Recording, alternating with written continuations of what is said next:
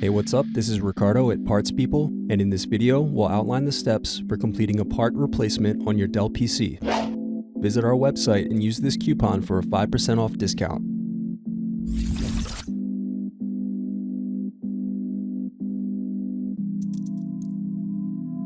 Unscrew and remove bottom base.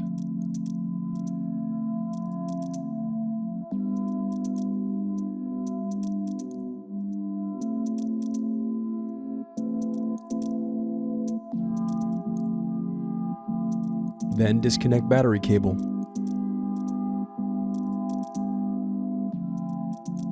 Now unscrew and remove cooling fan.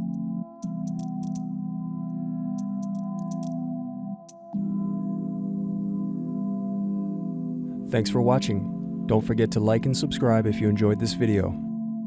And if you need more, check out this playlist to watch other tutorials for your laptop. You can also click here to find parts for your laptop at partspeople.com.